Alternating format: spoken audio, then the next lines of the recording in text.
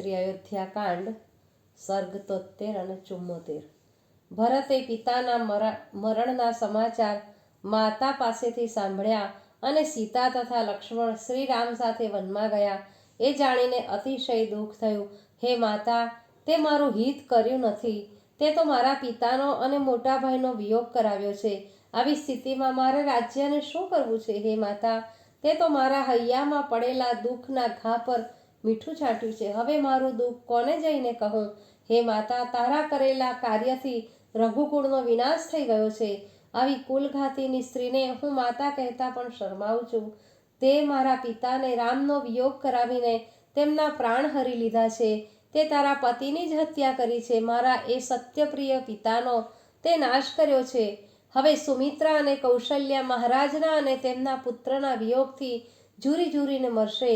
આથી તું બહુ જ ખુશ થઈશ, કેમ કે તને માત્ર તારો સ્વાર્થ જ દેખાય છે। રામે તો તને ખૂબ જ સન્માન આપ્યું હતું, તને માતા કૌશલ્યા સમાન ગણીને તારો દરેક બોલ ઝીલ્યો છે। માતા કૌશલ્યાએ પણ તારા પ્રત્યે હંમેશા નાની બહેન જેવો જ વ્યવહાર કર્યો છે, તારી કોઈ દિવસ ઈર્ષ્યા કરી નથી। હે માતા, તને તો માતા કહેતા પણ મારું દિલ તૈયાર થતું નથી, કેમ કે મારા પિતા તુલ્ય મોટા ભાઈને તે વલ્કલ પહેરાવીને વનમાં ધકેલી દીધા।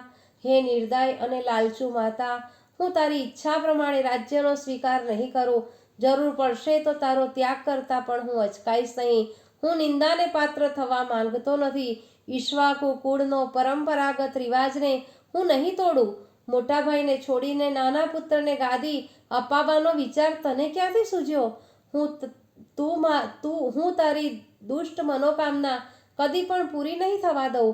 રઘુકુળ રીત પ્રમાણે મોટા ભાઈ જ અયોધ્યાના રાજા થશે।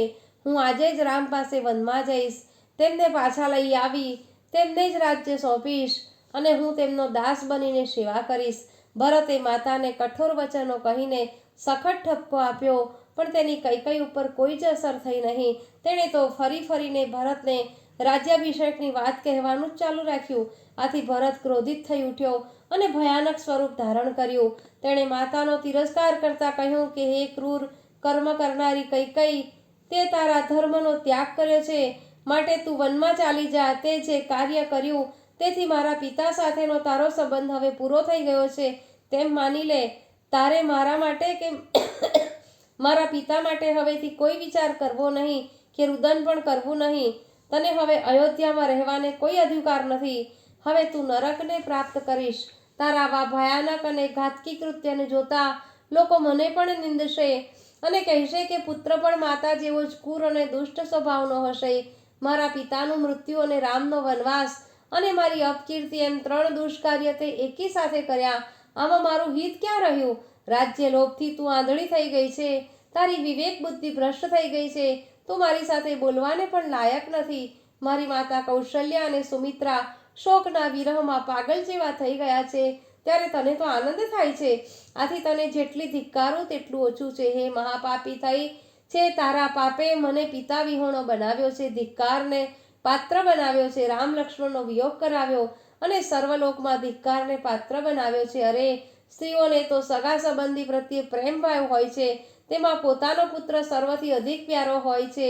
રામના વનમાં જવાથી માતા કૌશલ્યાને કેટલું દુઃખ થયું હશે? આમ કહીને ભરત અત્યંત શોકાતુર થઈને પછડાઈ પડ્યો। તે સમયે તેમના આગમનના સમાચાર જાણીને મંત્રીમંડળ આવી પહોંચ્યું। તેમને જોઈને ભરતે કહ્યું કે હે અમાત્યો, શત્રુઘ્ન સાથે હું ઘણા સમયથી મોસાળમાં ગયો હતો। અહીં જે કાંઈ બન્યું તેની મને કંઈ જ ખબર પડવા પામી નથી। મને રાજ્યની બિલકુલ લાલચ નથી અને હું રાજા થવાનો પણ નથી। મેં કોઈ દિવસ અયોધ્યાના રાજા થવાનો વિચાર પણ કર્યો નથી।